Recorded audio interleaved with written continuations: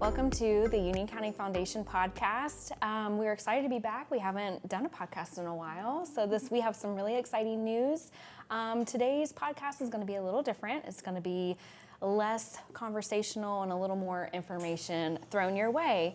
As most of you have known, we've shared that we are receiving a $1 million grant and for arts and culture, and we want to just kind of brief on all that and the history of it all, where it all started. So I'll pass the torch to you guys, whoever wants to start. All right, so I'm going to give it to Olivia to start. She has the most history with the project downtown, and so if you want to just give people kind of a quick overview of where this $1 million project began. Where we started. Yep. So the foundation purchased the property down, we call it Union Square, the old Woodruffs, as most of us in the community are gonna know it by, in 2020. And the goal at that time was the blue building that's there was just to have our office be there. And the office came with the rest of the property. So initially we thought we'd be moving in, right away. And then we realized there was an opportunity there for community development and to do way more than just have an office in that blue building with a bunch of space around it. So we decided to not move into that blue building immediately and take the time to explore what that property could become. And like anything, nothing happens overnight, and it takes a really long time to plan and organize and develop what that could be. And ultimately we thought that it was our best opportunity for economic development and community development, quality of place in our town. So while we still do want to have an office down there one day, and that's what our ultimate goal is for us, the bigger goal for the community is to have it be developed for the community. Mm-hmm. Yeah. So give a little information on like the decision to develop and kind of how did we get to what that property could be? Like what went into that? That was done by Jerry Murray, Donka, the OGs, as we should call them, just kind of exploring like what it could be, what other communities were doing, where we as a community had places to grow. We know that we need housing. We know that we need more retail opportunities, more dining opportunities, office spaces, and realized that is where it all could happen, centrally located and just kind of where everything would thrive in the community. So they kind of started that planning and exploring probably like 2021, 2022, and we're just continuing with that momentum that they created then. And they hired a consulting firm that did surveys and really talked to the community through those years, and had lots of little engagement sessions and things, and that's kind of where we gathered all that information. Yeah, lots of studies were done, housing studies, comprehensive plans for the whole community, county and town. They did Ball State training to look at the greatest needs of the community. So it's been literally years of research that we're continuing to do with the downtown plan that we're about to embark on, because that information expires as things grow and change. So it's taken a lot of planning and a lot of research to get to that and to know what would be a fit in our community, what we can actually support. But that's we want to be confident in what we put there. Yeah, and that it's going to thrive and be the best that it can be for the community. What about the committee members, besides Donka and Jerry that kind of got the idea started?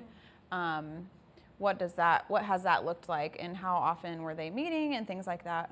So we used to call it the Woodruff Square Committee, then it kind of transitioned to the Union Square Committee, and it's just made up of not only our board members or like staff, but community members, so who just have a stake. So there's many different ones, belong to county or town government, business owners, just people with or institutional knowledge, just made up of different people who have a little bit of knowledge about everything. We have an architect who doesn't even live in our community anymore, but is from the area, and so they had just a knowledge that is helpful in informing the decisions. Helpful input. Yeah. Very diverse group. Yes. Mm-hmm. Cool. So kind of a couple more steps ahead. The foundation hired me. Yep. And kind of give, I guess, the backstory on the need for your position. The need of the position and what it is what I'm here for. So before Donka took a new role, and I took her position at the foundation, I was a special projects coordinator. And so that was a culmination of town, county, and foundation coming together to realize that they needed one devoted person to kind of serve in these like special niche areas and focus on like project by project essentially. And then that kind of turned into the foundation wanted someone in office with us every day who was doing the work with us side by side and kind of focusing, like really narrowing that focus, which is where your role came from, community development project coordinator, because we knew that this is kind of the route we were taking, and honestly just where the funding comes from is aligning with community development projects. And so we knew we needed one person whose sole focus was going to be that community development piece. We don't have a Main Street, and that's something that, you know, to go after funding and receive grant dollars, we need a Main Street, we need a plan, and we need a person who can do like solely that work. And so now you're here. We do have a Main Street now. We have a Main Street We have now. created a Main Street. Liberty can. Yep. So we're really excited to have that going. We've got a great board. We have tons of projects ahead of us, and the partnership, obviously, it's been born out of the foundation's need, but also the community, I think, has embraced it and understands how important it is and the opportunities that it provides to us. Not only are there grant opportunities, that's not the most important. I think the other important things that come with it are resources directly from the state. We get templates for things, so we know that we're doing things the appropriate way, whether it's your budgeting, your fundraising asks, things like that. We have a whole group of resources from the state of Indiana that are there to help us. On top of networking with other communities, kind of seeing what's worked well for you guys, what doesn't work so well, comparing, you know, populations and events and things like that on what works in a community similar to ours.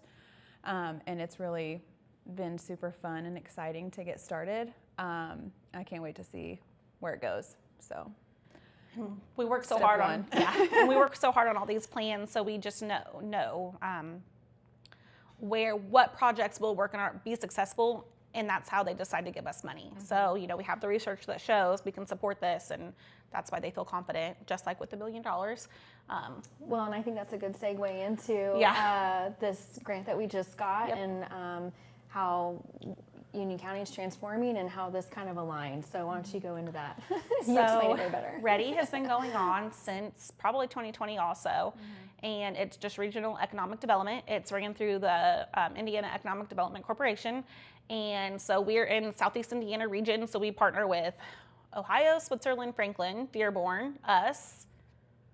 Who am I missing? Is that it? there's 6. Six of us in our region. And so Southeast, we make up the Southeast Indiana region. And so each round of READI, there's been 2 rounds so far, is just an opportunity for regional economic development. So they look for projects that are going to impact the entire region and not just your county specific. And this portion of READI is a little special because it's not part of the normal READI funding. It's an additional contribution from Lilly, and so it's specifically for arts and culture initiatives. And we have Live and Liberty in our community. This is their 6th year, and it's super successful, has a huge following, and it continues to grow year over year. So that's something that we're kind of really leaning into, is our community is doing this well.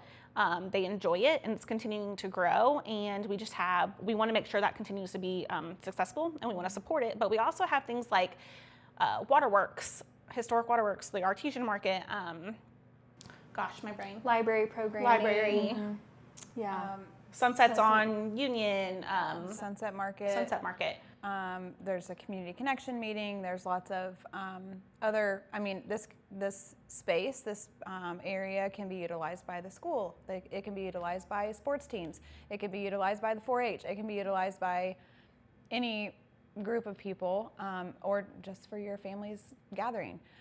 So it's one of those places that fits a lot of needs, but is directly impacting arts and culture right now. And can continue to grow those programs too. And part of that $1 million grant we received is not just to build a pavilion space, but it's also to do a docuseries that features entrepreneurs in our community that have arts-related jobs and are highly successful. And so we just want to show people, like the whole entire state, the whole entire world, that people can live in small rural communities and have these different types of jobs that, you know, aren't traditional and be successful. And we're really looking forward to showcasing all of those different types of people. Yeah, because our area is very unique, and we should highlight that. Yep. So And celebrate it. Yes. You know, you can live in Union County and have a wonderful cost of living and great school system and a safe community and, you know, have the many benefits of what maybe a more urban area would have, but be small and safe and affordable. And we think that's something we should highlight. I think this concept is really exciting too, because it's completely against the typical small town or small community. Let's try that thing that the big community did and see if it works. Like, we're gonna do things like the big community should do, and we're gonna highlight our businesses and do a cool docuseries, and it can live online and live wherever we want it to live forever, and it can be an inspiration for other communities. I think that's super cool. Good idea. And these are the reasons that people want to live here. And so we want people to know that it's a great place and we do have these opportunities and successful people. And the docuseries will be done by Bolt Media Company, Tyler Moore, who is the producer for this podcast. So We're really excited. we're super excited for that. Another exciting piece of this arts and culture grant, there was $65 million that was distributed through the state of Indiana, the entire state. Out of 320 applicants, we were one of 49 selected for a grant, and that is just awesome. Like, it's awesome. So way to go, Union County. And so another contributing factor really exciting is that it wasn't just Indiana Economic Development Corporation that selected those people. They worked in partnership with the Indiana Arts Commission. So the projects were vetted not only by IEDC, but also the Indiana Arts Commission. So it went through like really rigorous vetting to make sure that the project was going to be the most successful for the people in the community and that the project was one that they knew would be. And it aligned well with arts and culture.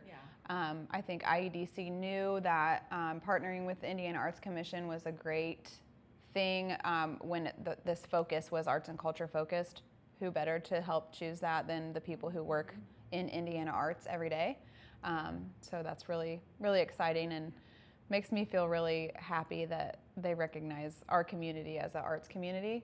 I mean, look around. We have lots of art, lots of awesome artists and talents around.